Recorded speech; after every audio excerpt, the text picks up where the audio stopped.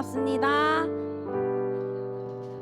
네, 오늘도 예배 자리에 나오신 여러분들을 환영하고 축복합니다.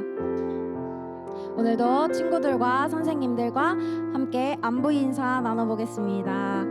자, 왼쪽 오른쪽 친구들 골고루 한 주 잘 지냈는지 물어봐 주시고요. 방학 때 뭐 했는지 또 물어봐 주시고, 남은 방학 때는 뭐 할 건지 잘 물어봐 주시고요. 네, 얼굴 꼭 한 번씩 봐주세요.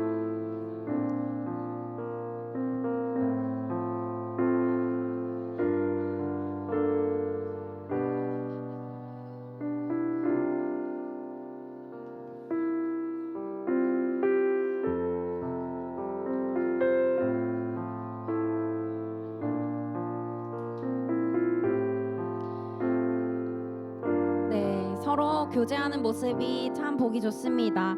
주님께서 주신 이 공동체 가운데에 주님의 사랑이 더욱더 가득하기를 축복합니다.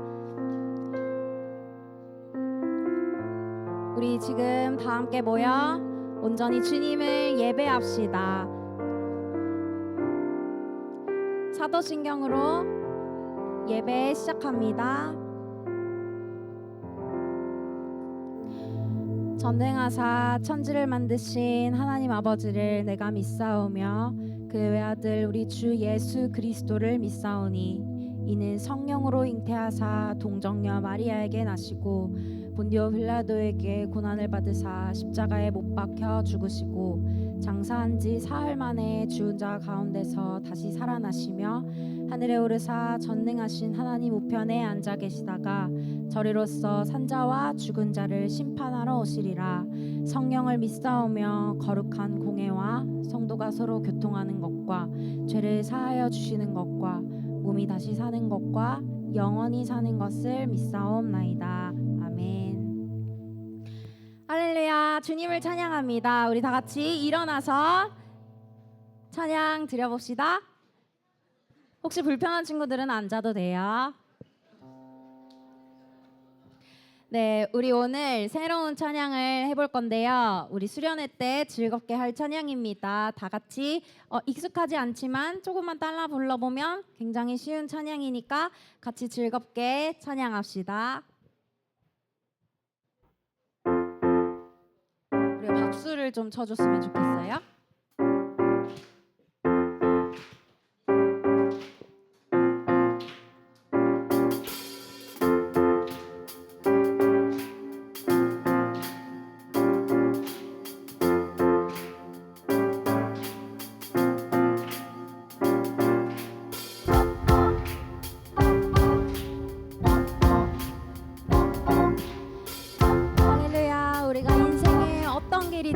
주님과 함께 걸어갑니다.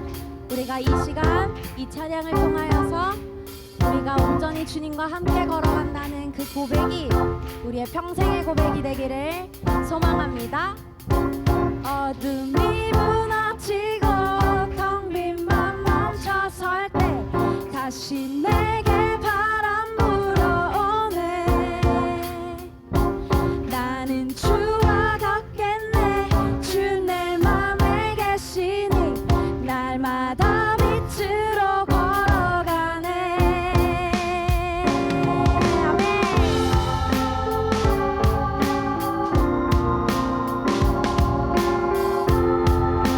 다시 한번 고백합시다. 어둠이 무너지고 어둠이 무너지고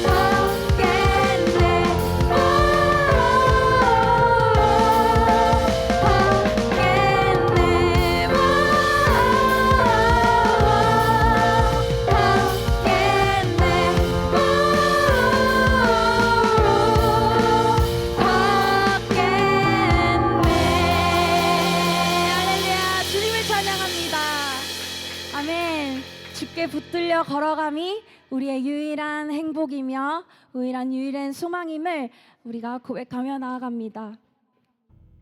우리의 유일한 소망 되시고 영원한 생명 주시는 예수 그리스도를 바라보며 우리가 그 길을 따라감이 얼마나 큰 기쁨인지를 고백하는 시간이 되었으면 좋겠습니다.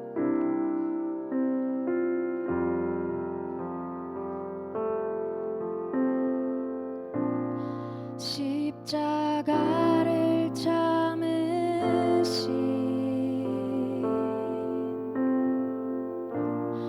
어린 양 예수, 내 죄 씻어 주시고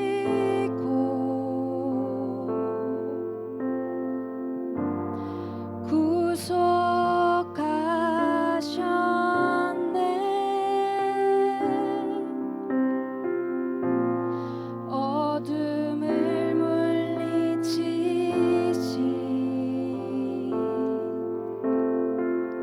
세상의 빛 예수,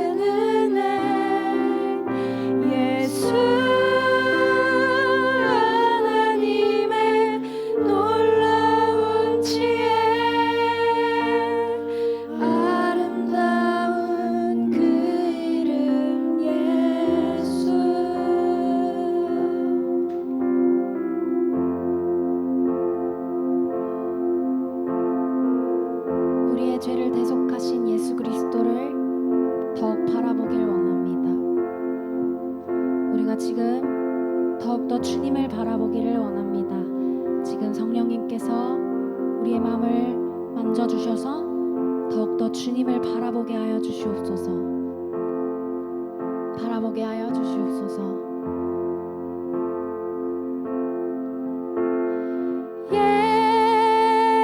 예수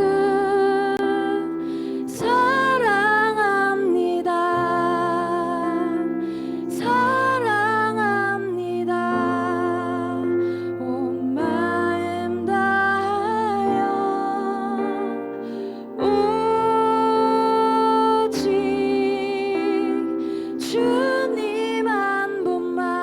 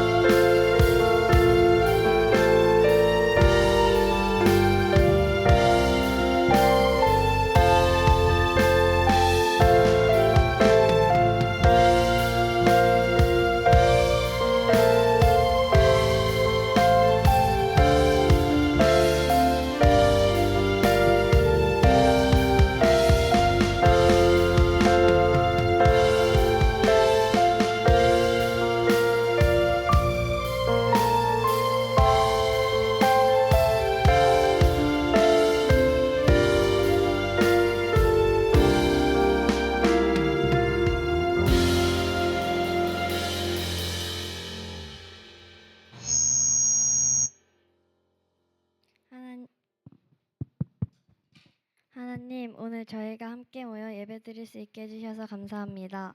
바쁘고 지친 일상 속에서도 하나님을 기억하고 이 자리에 나온 우리 모두의 마음을 받아주세요. 오늘도 목사님의 말씀을 들으며 우리에게 하나님이 함께 계시다는 걸 느끼게 해주시고 저희가 흔들리지 않고 믿음 안에서 잘 자라설 수 있게 도와주세요. 또 항상 저희를 위해 기도해 주시고 애써주시는 선생님들께도 힘과 지혜를 주세요. 오늘 예배를 통해 하나님과 더 가까워지고 말씀 속에서 진짜 위로와 용기를 얻게 해주세요. 감사드리며 예수님의 이름으로 기도드립니다. 아멘. 자리에 앉아서 성경 봉독하겠습니다. 오늘 말씀은 베드로전서 3장 3, 4절 말씀입니다.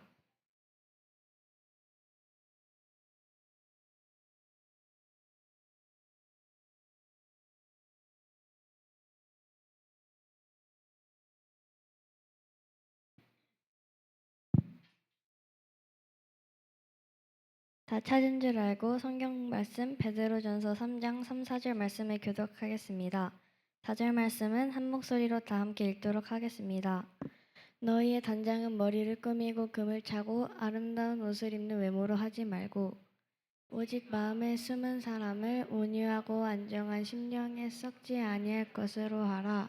이는 하나님 앞에 값진 것이니라. 아멘.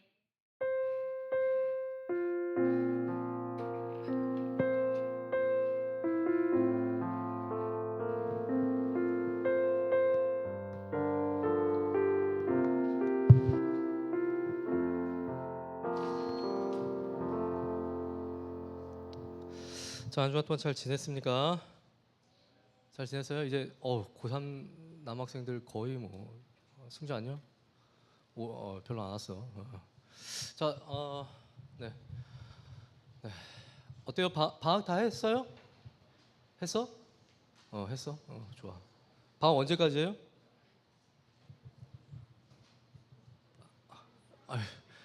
준영아, 방학 언제까지가 동공 지진 한 진도 8인 것 같아. 언제까지예요? 방학? 14일? 15일? 14일? 대부분 8월 14일 날 개학? 14일 날 개학한다고? 일단 네, 좋습니다. 8월 뭐 중순까지는 그래도 방학이네. 자, 방학 기간 동안 신나게 노세요. 예, 신나게 놀고 또 우리 고3들은 열심히 공부해야겠지. 예, 얼마 그날이 얼마 남지 않았어. 며칠 남았냐? 89일? 109일? 109일. 금방 온다. 금방 온다. 금방 온다. 금방 와. 금방 온다. 자, 오늘 설교 주제가 뭐예요? 아영아, 오징어 같아도 괜찮아. 오징어 같아도 괜찮아. 자, 주제를 얘기하니까 이런 이런 애가 있었어. 자, 여러분들 욕한 게 아니고요. 사람들은 자기뿐만 아니라 다른 사람 외모 많이 평가하죠. 외모 많이 평가해요. 관상은 뭐다? 과학이다. 이런 말이 있어요. 관상은 과학이다. 그렇죠. 특히 누군가의 외모를 평가할 때 외모가 잘생기거나 아니면 예쁘면 이런 말을 합니다. 쟤는 외모가 참 CG 같다. 얼굴 천재다. 얼굴 천재 누구 있습니까? 차은우. 인터넷에 떠도는 밈이 있어요. 천억 부자 무일푼 차은우. 천억 유병재 무일푼 차은우. 유병재 선택할 거예요? 아니, 남자는 말고. 남자가 유병재 선택하고 뭐 할 거야? 자, 여학생들 천억 유병재 무일푼 차은우 누구? 천억 유병재. 현실적이야.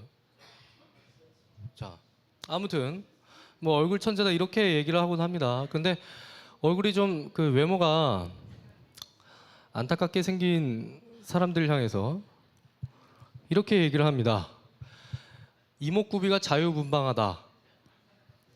이목구비가 아수라장이다. 되는 대로 생겼다. 얼굴이 아프다. 얼굴이 오늘 내일 한다. 이런 말도 있어요. 수산시장에서 본 것 같다. 오징어 같다 이 말이지. 자, 우리 어떻습니까? 서로 한번 얼굴 봅시다. 자, 아우, 전부 다 노량진에서 본 것 같지 않아요? 자, 노량진에서 많이 본 얼굴들. 우리 청소년들 사이에서 아이 그만해. 오징어 같아도 괜찮다니까. 괜찮아, 괜찮아. 자, 오징어 같은 친구 나간다. 안녕. 준개미. 자, 네, 수산시장에서 한 명 탈출했어요. 자, 우리 청소년들 사이에서 외모는요. 외모는 더 이상 관심사가 아니라 자존감, 인간관계, 심지어는 진로 선택에까지 영향을 끼치는 아주 중요한 요소가 되었습니다. 누군가는 잘생기면 인생이 쉬워진다 라고 말하고, 또 어떤 친구는 외모가 좋아야 인기 있고 인정받는다라고 생각을 해요. 그리고 많은 청소년들이 실제로 그런 사회 분위기 속에서 자신을 끊임없이 비교하고 평가하고 좌절합니다. 어쩌면 이 자리에 있는 우리 학생들 중에 내 외모가 조금 더 나았더라면, 나는 못생겨서 친구가 없다, 뭐 이런 생각을 한 번쯤 해본 친구가 있을지도 모르겠어요. 그런 사회의 현실을 아주 날카롭게 보여준 풍자한 웹툰이 하나 있습니다. 뭘까? 외모 지상주의. 저도 첫 화서부터 1월 화서부터 지금까지 보고 있는 웹툰입니다. 근데 이 웹툰은요, 단순하게 못생긴 주인공이 잘생겨져서 성공하는 이야기처럼 보이는데요. 지금 웹툰이 뭐 산으로 가고 있긴 하지만 초반에는 안 그랬단 말이야. 이 웹툰은요, 우리가 놓치기 쉬운 외모 중심 사회의 병든 시선과 인간 내면의 갈등을 다루고 있습니다. 자, 주인공 다음 화면 띄워주세요. 자, 원래 주인공 박형석은 여러분들 쪽에서 보면 오른쪽에 있는 친구예요. 자, 오른쪽에 있는 매우 친근해 보이는 친구. 그렇죠? 자, 오른쪽에 있는 박형석은 키가 작고 뚱뚱한 외모 때문에 늘 괴롭힘을 당하면서 살아갑니다. 학교에서는 투명 인간 취급을 당하고, 편의점 아르바이트 중에도 손님들에게 무시를 당하면서 살아갑니다. 그런 어느 날 주인공은요, 자신과는 전혀 다른 또 다른 몸을 얻게 돼요. 눈을 뜨고 딱 봤는데 옆에 있는 연예인이 누워 있는 거예요. 이 법칙이 있어요. 잠을 자거나 의식을 잃으면 다른 몸으로 깨어나는 겁니다. 자, 낮에는 그 몸으로, 잘생긴 몸으로 학교에 다니고, 밤에는 원래의 몸으로 돌아가서 편의점 아르바이트를 하는 이중적인 생활을 합니다. 그리고 그때부터 사람들이 자신을 어떻게 대하는지 그 차이를 뼈저리게 경험하게 돼요. 똑같은 사람이지만 외모 하나 바뀌었다는 이유로 선생님들의 태도나 친구들의 관심이나 심지어 모르는 사람들의 태도까지 달라집니다. 자, 이 웹툰은요, 단순히 외모가 좋으면 인생이 잘 풀린다는 현실을 인정하고 끝나는 게 아니에요. 이야기의 핵심이 있습니다. 과연 이게 옳은가? 과연 이게 옳은가? 그런 질문을 끊임없이 던집니다. 주인공은 겉으로는 잘생긴 몸을 가졌을 때 인기를 얻고 친구도 많이 사귀지만 점점 갈등을 겪어요. 사람들이 좋아하는 건 진짜 나일까? 아니면 원래 몸일까? 아니면 잘생겨진 나일까? 나는 왜 원래의 나를 감추고 살아야만 하는가?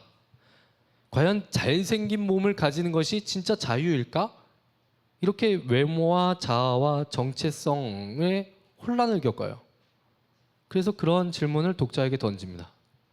외모지상주의 웹툰은요, 이중적인 메시지를 보여주고 있어요. 하나는 외모가 사회에서 얼마나 강력한 영향력을 끼치는지를 폭로하고 있고요. 또 다른 하나는 진짜 사람의 아름다움은 외모가 아니라 내면에서부터 나온다는 것을 말하고 있습니다. 진짜 아름다움은 외모가 아니라 내면에서부터 나온다. 자, 오늘 화장하고 온 친구 손.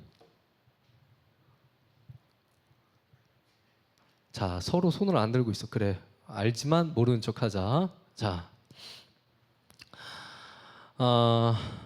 작품 속에서 주인공이 진정한 성장을 이루는 시점은요, 잘생긴 몸을 얻었을 때가 아니라 원래의 자신을 받아들이고 자신만의 삶의 태도와 가치를 결정했을 때입니다. 결국 이 웹툰은 이렇게 말하고 있습니다. 외모가 바뀌어도 내면이 바뀌지 않으면 아무것도 달라지지 않는다. 외모가 바뀌어도 내면이 바뀌지 않으면 아무것도 달라지지 않는다. 제가 작년이 아니라 몇 년 전에 강남 신사역 근처에서 잠깐 살았던 적이 있습니다. 한 1년 동안 생활을 했었는데요. 여러분 신사역 잘 모르죠? 강남 신사역. 압구정은 들어봤나? 한 번쯤은 들어봤죠? 압구정. 자, 강남 신사역에는 여러분들이 한 번쯤은 들어보았을 거리 가로수길이라고 들어봤어요? 가로수길 들어봤죠? 거기 있어요. 지금은 이제 거기 상권이 죽었다라고 하는데 5년 전쯤에 가로수길은 아주 핫한 곳이었어요. 제가 이 근처에서 살았는데 이 신사역이 뭘로 유명한가 하면은 성형 외과로 굉장히 유명합니다.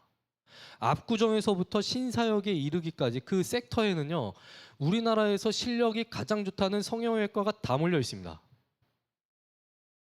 제가 이 근처에 살 때 카페에 앉아가지고 지나가던 사람들을 한번 구경해 본 적이 있어요. 가만히 앉아서 사람들을 보는데, 또 카페에 앉아 있는 사람들을 보는데 조금 놀랐던 적이 한 번 있었습니다. 뭐가 놀랐는가? 다 똑같이 생겼어. 성형외과가 밀집되어 있다 보니까 거기에 찾아오는 사람들 많이 있겠죠? 근데 성형외과에서 비슷하게 턱을 돌려깎고 눈을 비슷하게 키우고 코를 비슷하게 수술하다 보니까 전부 다 비슷하게 생긴 거예요. 자, 이런 말이 있습니다. 아버지 날 낳으시고 원장님 날 만드시니. 네. 근데 사람들이 비슷하게 만들어진다는 것을 알면서도 똑같이 모여듭니다. 왜 그럴까? 우리가 지금 살아가고 있는 세상은 우리들에게 끊임없이 이렇게 말하고 있기 때문입니다. 너의 가치는 네가 어떻게 생겼느냐로 결정이 된다. 너의 가치는 네가 어떻게 생겼는가로 결정이 된다. 외모가 경쟁력이다. 예쁘면 인생이 쉽고 못생기면 불리하다. 이런 메시지는요, 광고, 드라마, 유튜브, SNS, 친구들의 말 속에서도 스며들어 있습니다. 그런데 이런 메시지를 반복해서 계속해서 듣다 보면 어떤 일이 벌어질까? 어느새 자기 자신을 바라볼 때 성경적인 관점이 아니라 세상의 기준으로 사람을 보게 되어 있다는 거죠. 사람뿐만 아니라 나 자신까지. 그래서 제가 오늘 이 설교를 통해서 여러분들과 꼭 한번 나눠보고 싶은 게 있습니다. 뭐냐? 하나님은 외모가 아니라 중심을 보신다. 하나님은 외모가 아니라 중심을 보신다. 세상이 말하는 기준하고 하나님께서 보시는 그 기준은 완전히 다르다는 거죠. 세상은 화려한 외모를 가진 사람은 주목을 합니다. 그런데 하나님께서는요, 하나님께 충실한 사람의 내면을 보십니다. 오늘도 여러분이 거울 앞에서 SNS 속에서 누군가를 부러워하고 있을지도 모르겠어요. 와, 얘는 진짜 잘 사는 것 같은데, 얘는 되게 예쁜데. 그래서 오늘날 세상이 강조하는 외모 지상주의와는 반대로 하나님이 보시는 진짜 아름다움이 무엇인지, 그리고 나는 누구이며 하나님은 나를 어떻게 보시는가에 대해서 여러분들과 함께 나눠보고자 해요. 자, 오늘날 우리 청소년들이 가진 고민 중에 하나가 무엇인가? 나는 다른 사람들이 보기에 과연 어떻게 보이는가? 난 다른 사람들이 보기에 어떻게 보이는가? 입니다. 거울을 볼 때마다 머리에 막 신경을 써. 몸매에 신경을 쓰고 여드름에 신경을 쓰는데 왜 그렇게 신경을 쓸까? 어떻게 화장을 하고 어떻게 머리를 자르고 어떻게 고데기를 말고 뭐 이런 것들에 왜 신경을 씁니까? 외모가 인기나 인간관계나 자존감과 바로 연결이 되어 있기 때문입니다. 그래서 화장이나 패션뿐만 아니라 SNS에서조차 철저하게 꾸며진 모습으로 자신을 막 가꿉니다. 사진을 찍고 나서 포샵을 얼마나 하는지 뒷배경이 막 일그러질 정도로 조정을 해. 그렇게 해서라도 조정을 해서 포샵을 해서라도 매력적으로 보이고 싶어 하는데, 이런 사회의 분위기다 보니까 자연스럽게 사람들은 외모에 집착하게 되고요. 다른 사람들의 시선으로 자기 자신의 가치를 평가하려고 합니다. 판단하려고 해요. 그래서 외모지상주의에서 나온 것처럼 청소년들은요, 점점 더 다른 사람의 눈을 통해서 자기 자신을 바라보면서 자기 자신을 하찮게 여기거나 또는 허세를 부리곤 합니다. 화면 띄워주세요. 짠! 이거 외모지상주의에 나오는 단편적인 이야기 아닙니까? 내가 비싼 옷을 입고 있어야, 내가 잘 가꾸야만 내가 인기가 많아질 거라고 착각을 하는 거예요. 착각을 하는 겁니다. 이런 일들이 얼마나 많이 일어나고 있습니까? 자, 내려주세요. 그런데 성경은 이런 외모 중심적인 생각과는 전혀 반대의 이야기를 하고 있습니다. 사무엘상 16장 17절에서 하나님은 사무엘에게 이렇게 말씀하고 계세요. 여호와께서 사무엘에게 이르시되 그의 용모와 키를 보지 말라. 내가 이미 그를 버렸노라. 내가 보는 것은 사람과 같지 아니하니 사람은 외모를 보거니와. 하나님도 인정하신다니까. 사람은 외모를 본다. 하나님도 인정을 해요. 사람은 외모를 보거니와 나 여호와는 중심을 보느니라 하시니라. 사람은 외모를 기준으로 사람을 평가하지만 하나님은 절대로 그런 분이 아니라고 말씀을 하십니다. 하나님은요, 사람의 겉모습보다 그 사람의 마음 중심, 마음의 성품과 신앙의 깊이를 기준으로 사람을 바라보신다는 뜻이에요. 자, 이것과 동일한 하나님의 관점이 신약에서도 그대로 이어지고 있습니다. 오늘 본문은 이렇게 말합니다.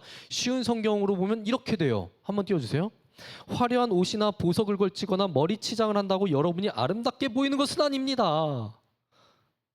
진정한 아름다움은 내면의 아름다움에서 나오는 것입니다. 온유하고 김온유? 온유하고 정숙한 마음을 가진 사람이 정말 아름다운 사람입니다. 이러한 아름다움은 없어지지도 않으며 하나님께서도 귀하게 보시는 것입니다.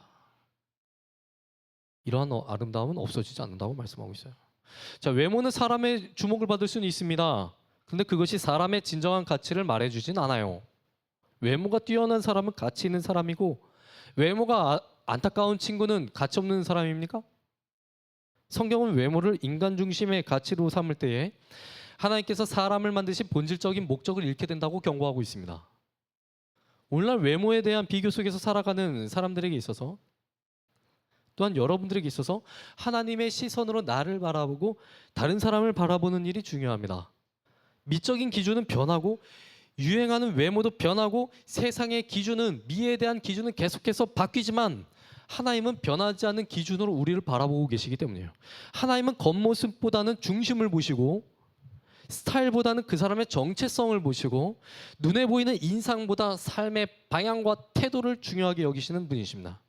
그렇다면 하나님께서는 외모보다 마음 중심이 중요하다고 말씀을 하셨는데 정작 하나님의 아들이신 예수님은 어떠한 외모를 가지고 있었을까? 예수님은 잘생긴 분이셨을까? 지유야, 너가 생각하는 예수님 어땠을 것 같아? 요즘 영화가 나왔죠. 킹 오브 킹스 본 사람 손? 어우, 유미도 봤어. 그래, 봤어요. 자, 내려요. 예수님 어떻게 나옵니까? 잘생겼어. 예수님 잘생겼어. 그 기독교 백화점에 가면은 예수님 초상화 이렇게 딱 걸려 있죠. 후광이 막 나와. 예수님 머리, 긴 머리. 잘생겼어. 이목구비가 뚜렷해. 잘생겼어. 자, 2001년에 영국 맨체스터 대학 법의학과 교수님이 주치의가 되어가지고 AD 1세기경에 예루살렘 근처에서 발견한 유대인의 두개골을 바탕으로 법의학 기법과 컴퓨터를 활용해서 예수님의 실제 얼굴과 가장 근접한 얼굴을 복원을 했습니다. 자, 일단 사진 한번 보시죠. 짠! 이게 우리가 생각하는 예수님의 모습이에요. 아, 막 후광이 비쳐. 잘생겼어. 헐리우드에 나올 것 같은 예수님. 얼마나 인자하게 생겼습니까? 그렇죠. 누구나 가서 기도하고 싶고, 자, 기도해라 하시는 것처럼. 자, 잘생긴 모습으로 나오는데, 자, 여러분이 신이라면, 하나님이라면, 계속 띄워주세요. 여러분이 하나님이라면 여러분이 이 땅에 올 때 어떤 모습으로 오고 싶어요? 여러분이 신이라면 어떤 모습으로 이 땅에 오고 싶습니까? 자기 얼굴 차은으로 만들고 싶겠어요? 아니면 그 장원영처럼 만들고 싶겠어요? 아니면 풍자처럼 만들고 싶어요? 아니면 감세트처럼 만들고 싶어요? 어떻게 할래? 기왕이면 잘생기고 예쁜 게 낫겠지. 기왕이면 차은우, 장원영이면 얼마나 좋아. 우리가 생각할 때 세상을 창조하신 하나님이라면, 또 하나님의 아들이신 예수님이라면 당연히 이 세상에 호감형으로 오셨을 것이다 라고 생각하기 쉽습니다. 그런데 다음 사진 보여주세요. 웬 오스트랄로피테쿠스 같은 초상화가 있죠? 자, 법의학과 팀이 밝혀낸 바에 따르면, 복원한 얼굴에 따르면 AD 1세기경 유대인들의 두개골을 분석한 결과 이 모양이 예수님의 얼굴에 가장 근접했을 것이다라고 말을 합니다. 성경을 보면요, 예수님의 외모에 대한 묘사는 거의 찾아볼 수가 없어요. 복음서를 보면 예수님의 사역이나 말씀이나 성품에 대해서는 자세히 기록하고 있지만 예수님의 생김새나 체형에 대해서는 말씀하고 있지 않습니다. 왜 그럴까? 의도적으로 침묵하고 있는 거예요. 의도적으로. 성경은 예수님의 외모보다 예수님이 어떤 분이셨는가에 집중하고자 했기 때문이에요. 예수님의 외모에 대해서 언급했던 유일한 본문은요, 예수님에 대해서 오실 것이다, 예수님이 오실 것이다 라고 예언을 했던 이사야서 53장 2절 말씀이 유일합니다. 이 구절은 장차 오실 메시아 곧 예수 그리스도를 이렇게 묘사하고 있어요. 띄워주세요. 그는 주 앞에서 자라나기를 연한 순 같고 마른 땅에서 나온 뿌리 같아서 고운 모양도 없고 풍채도 없은즉 우리가 보기에 흠모할 만한 아름다운 것이 없도다. 다시 말해서 예수님은 그때 당시 사람들이 기대하던 왕처럼 화려한 외모나 강력한 인상을 가진 분이 절대로 아니었다라는 거죠. 오히려 사람들이 무시하고 흠모하지 않을 정도로 평범하거나 혹은 볼품 없는 외형을 가졌을 가능성이 아주 높습니다. 왜 예수님은 이 땅에 오셨을 때 자신의 얼굴 천재로 안 만드셨을까? 그 이유는 분명하죠. 예수님의 진짜 가치는 예수님의 외모가 아니라 예수님의 삶과 예수님의 말씀에 있었기 때문이에요. 예수님의 외모가 사람들이 보기에는 이목구비가 자유로운 것처럼 보이고 오징어처럼 보였을지라도 그럼에도 불구하고 사람들은요, 예수님의 외모가 아니라 예수님의 삶에서 무엇을 보았는가? 하나님의 살아계심을 보았습니다. 그리고 예수님의 활동을 한번 생각해 보세요. 예수님이 활동하신 기록을 보면요, 예수님이 병자를 고치고 귀신을 내쫓았다는 것을 봅니다. 우리가 이 부분에 한번 주목해 봐야 돼요. 병에 걸린 사람이 여러분 보기에 좋아 보일까? 아니요. 귀신 들린 사람이 멀쩡한 옷을 입고 멀쩡한 외모를 가꾼 거 본 적 있습니까? 제가 잠실에서 사역을 할 때, 잠실에 있는 한 교회에서 사역할 때 그 교회에 귀신 들린 사람이 5명이 있었습니다. 독수리 오형제처럼 5명이 있었어요. 새벽 예배에 가면은 귀신 들린 사람이 약간 귀신 들렸다라고 저는 보는데 광인처럼 이제 행동을 한단 말이죠. 교회 왔을 때 어느 날 갑자기 성경책을 이렇게 들고 나오다가 담임 목사님이 맨 끝에 앉아 있는데 조벅조벅 하더니 성경책 풀스윙을 담임 목사님한테 던졌어. 그리고 옷을 안 입고 다녀. 어떤 여자분 한 분은 비키니를 입고 교회에 왔어. 비키니를 입고 교회에 왔다니까? 인간극장에 나오신 분이야.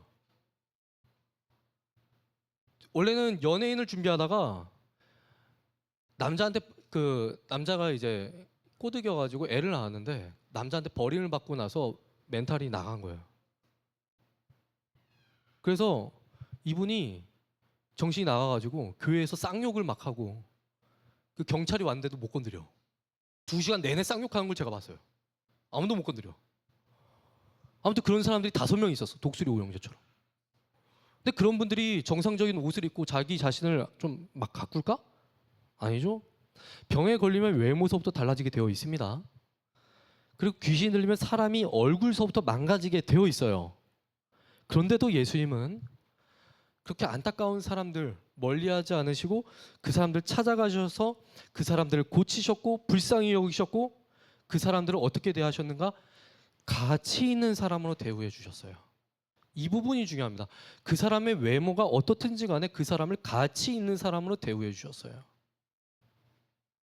예수님은요, 결코 사람을 외모로 판단하지 않으셨고 볼품없고 무시당하는 사람들을 통해서 무엇을 보여주셨는가? 하나님 나라의 가치를 보여주셨습니다. 하나님 나라. 우리가 예수님을 따르며 살아간다는 삶은 과연 무엇을 의미할까? 세상에 중요하게 여기는 외모, 이미지, 겉모습이 아니라 하나님께서 중요하게 여기시는 중심과 성품과 진실함과 사랑을 따라서 살아간다는 그 삶을 의미하는 거예요. 세상은 겉을 꾸미라고 말합니다. 하지만 하나님은 뭐라고 말씀하시는가? 네 안을 꾸며야 한다. 네 안을 꾸미라고 말씀을 하십니다. 예수님도 그렇게 사셨는데 예수님의 제자라고 말을 하는 우리도 외모가 세상의 전부인 것처럼 살아가는 것이 아니라 우리의 마음 중심을 가꿔야 한다는 것이죠. 마음 중심을 가꿔야 된다. 하나님은요, 우리를 보기 좋게 꾸미기 위해서 만드신 것이 아니라 목적이 있는 존재로, 다시 말하면 사명을 가진 존재로 창조하셨어요. 외모는 사명을 위한 하나의 도구가 될 수 있지만 절대적인 목적 자체가 될 수 없습니다. 성경을 보면 하나님께서 선지자로 세우시고 하나님께서 사도로 세우신, 하나님께서 제자로 부르신 사람들의 외모는 제각각이었어요. 어떤 사람은 보통의 외모였고 어떤 사람은 키가 작거나 말더듬이었습니다. 모세도 말더듬이었어요. 다윗을 대표적으로 보면 선지자 사무엘이 다윗의 형 엘리압을 보고 얘가 바로 왕이 될 상이다, 얘는 진짜 왕이 될 관상이다, 이렇게 말했을 때 하나님은요 즉시 거절하십니다. 반대로 다윗은 막내였고 양치기였고 외모로는 자신의 형제들 중에서 돋보이지도 않았었습니다. 그런데 하나님은 다윗의 마음을 보셨고 다윗에게 무엇을 주셨는가? 이스라엘 왕이라는 사명을 주셨어요. 사명은 다양합니다. 어떤 친구는요 다른 사람을 위로하는 사람으로 쓰일 수 있고, 어떤 친구는 음악이나 영상과도 같은 재능을 통해서 복음 전하는 사람으로 쓰일 수 있어요. 또 어떤 친구는요 다른 사람들을 섬기고 돕는 삶으로 부르심을 받았을 수도 있습니다. 어떤 친구는 법적으로, 어떤 친구는 가르치는 일로, 어떤 친구는 장사하는 일로 그렇게 쓰임 받을 수 있다는 거죠. 백종원처럼 요리사로. 외모가 아니라 여러분들 사명에 따라 살아가시기 바랍니다. 사명. 하나님께서 나에게 주신 사명은 도대체 무엇일까? 사명은 무엇일까? 그것들을 좀 한번 생각해 보시기 바랍니다. 그래서 사람들의 평가에 민감해하지 말고, 비교에 또 무너지지도 말고, 하나님의 시선으로 자신의 삶을 바라볼 줄 아는 그러한 지혜를 가진 우리 청소년 학생들 다 되었으면 좋겠습니다. 찬양팀 준비해 주세요.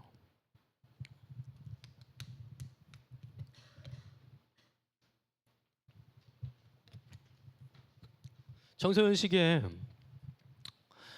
외모를 굉장히 많이 신경 쓰는 것 저도 경험해 봐서 압니다. 그런데 여러분들 그걸로 여러분들의 정체성을 평가하지 마세요. 평가하지 마십시오. 그것이, 외모가 여러분들의 모든 것을 결정짓지는 않습니다. 또 친구들 볼 때 외모로 사람 평가하지 마시고,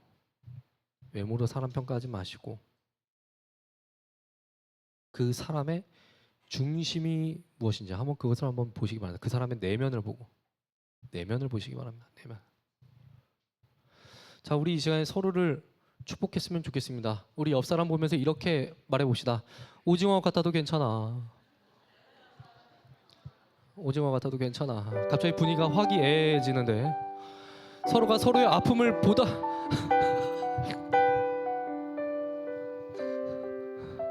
내가 말해도 내가 웃긴다 야.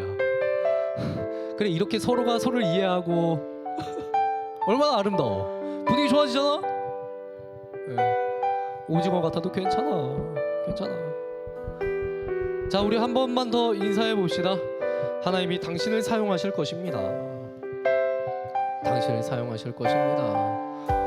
예성아, 혜원이랑 얘기 좀 해. 자, 하나님이 당신을 사용하실 것입니다. 우리 서로를 축복하면서 우리 함께 찬양했으면 좋겠습니다. 하나님께서 당신을 통해, 하나님께서 당신을 통해 메마른 땅에 샘물 나게 하시기를, 가난한 영혼, 목마른 영혼 당신을 통해 주의 사랑하기 원하네. 자, 아멘. 우리 이 시간에 중학생들만 한번 일어나 봅시다. 중학생들 일어나라고.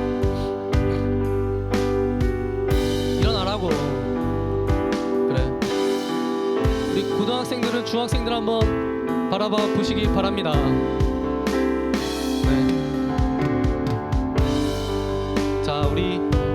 고등학생들은 우리 중학생들을 향해서 손 내밀어서 우리 함께 축복해주고, 중학생들은 함께 서로를 향해서 축복하는 마음 가지고 함께 찬양하도록 하겠습니다. 하나님께서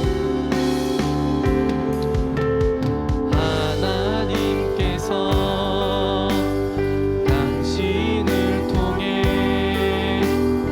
메마른 땅에 샘물 나게 하시기를, 가난한 영혼 목마른 영혼 당신을 통해 주 사랑하기 원하네.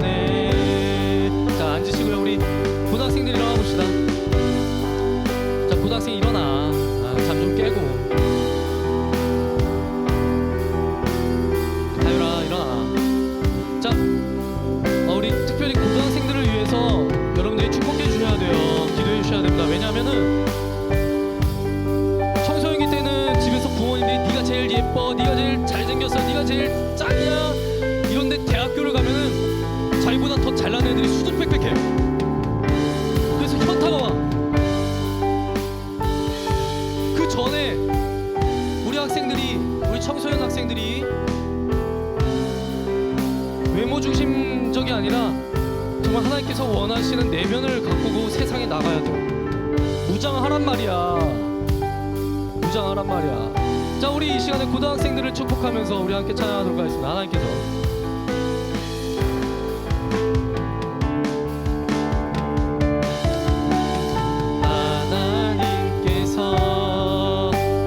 당신을 통해 메마른 땅에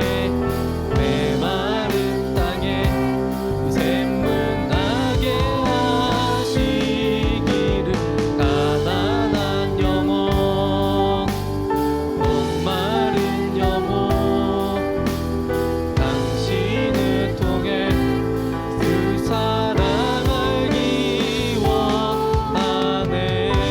자, 앉아주세요. 자, 우리 이 시간에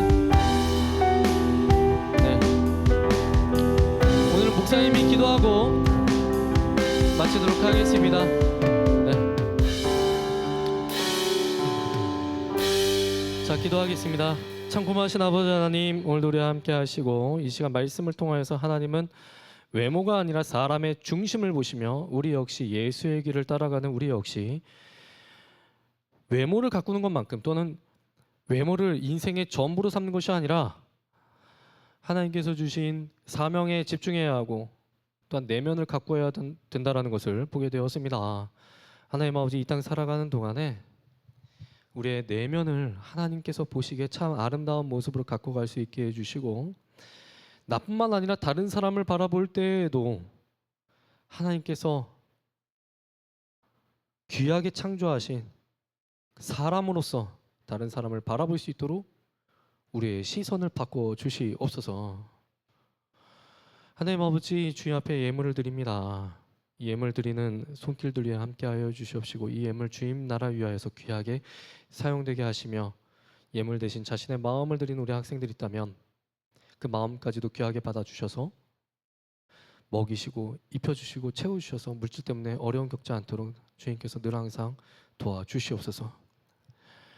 예수님의 이름으로 기도하며, 이제는 우리 주 예수 그리스도의 은혜와 하나님 아버지의 무한하신 사랑과 성령님의 교통하심이 지금 이 시간 자신의 내면을 가꾸기로 결단한 우리 학생들과 선생님들 위해 이제부터 영원 무궁토록 그 은혜가 함께 있을지어다. 아멘.